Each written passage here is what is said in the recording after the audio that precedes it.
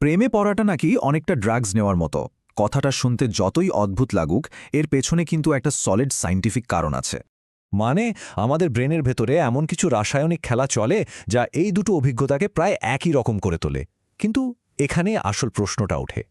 একবার ভাবুন তো, ভালোবাসার শুরুতে যে তীব্র উত্তেজনা, ওই যে একটা পাগলামি, আর তার ঠিক উল্টো দিকে অনেক দিন পর সেই শান্ত ভরসার অনুভূতিটা, দুটো তো একেবারে আলাদা জগৎ, তাই না? একদিকে থাকে ঝড়ের মতো উত্তেজনা, আর অন্যদিকে থাকে একটা অদ্ভুত গভীর শান্তি। এই দুটো দিক কিভাবে এক সুতোয় বাঁধা থাকে, চলুন আজ এই রহস্যটাই একটু সমাধান করার চেষ্টা করা যাক।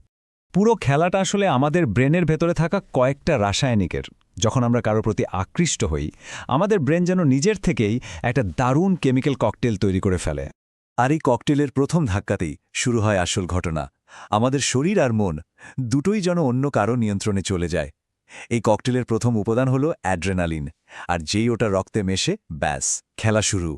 সবার আগে আমাদের গাল দুটো লাল হয়ে ওঠে, যেন কেউ মনের কথা ধরে ফেলেছে। শুধু তাই নয়, ওই অ্যাড্রিনালিনের জন্যেই হাতের তালু ঘামতে শুরু করে। একটা অদ্ভুত টেনশন কাজ করে, তাই না?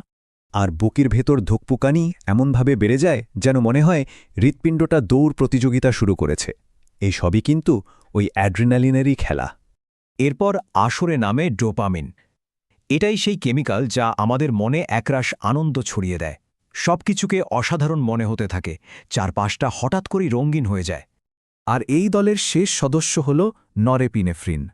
এর জন্যই আমাদের পুরো মনোযোগ, পুরো ফোকাস শুধু ওই একজন মানুষের উপর আটকে যায়। বাকি দুনিয়াটা যেন অদৃশ্যই হয়ে যায়।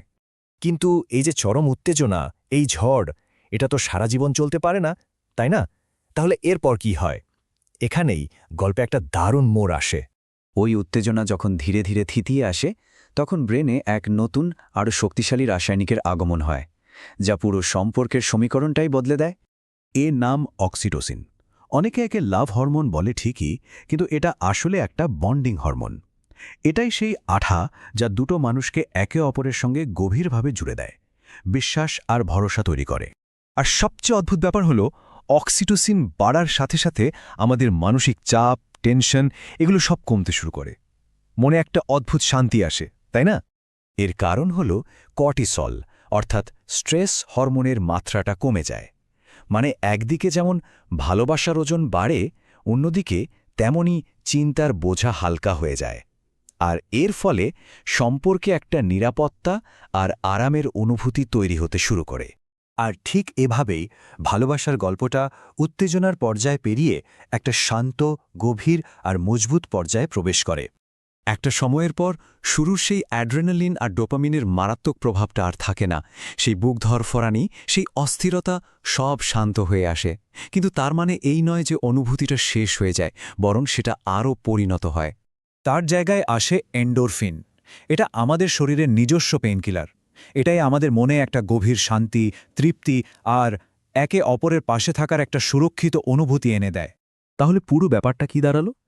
ভালোবাসা আসলে কোনো একটা স্থির অনুভূতি নয়। এই চার্টটা দেখুন, খুব সহজভাবে পুরো গল্পটা এখানে বলা আছে। দেখুন, শুরুতে উত্তেজনার জন্য ডোপামিন আর চাপের জন্য কর্টিসল দুটোই অনেক বেশি। কিন্তু সময় গড়ানোর সাথে সাথে সেগুলো কমে গিয়ে বন্ধনের জন্য অক্সিটোসিনের মাত্রা বেড়ে যায়। এটাই হলো ভালোবাসার রাসায়নিক যাত্রা। তার মানে ভালোবাসা কোনো একটা নির্দিষ্ট কেমিক্যালের খেলা নয়। এটা আসলে আমাদের ব্রেনের ভেতরে বিভিন্ন রাসায়নিকের এক অসাধারণ ভারসাম্য, একটা ডান্স, যা সময়ের সাথে সাথে নিজেকেই বদলে ফেলে।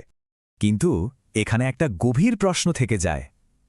যদি ভালোবাসা শুরুই আমাদের ব্রেনের ভেতরে ঘটে চলা একটা রাসায়নিক বিক্রিয়া হয়, তাহলে এই গল্পের শেষটা লেখার ক্ষমতা কি সত্যি আমাদের হাতে আছে? ভাবুন তো,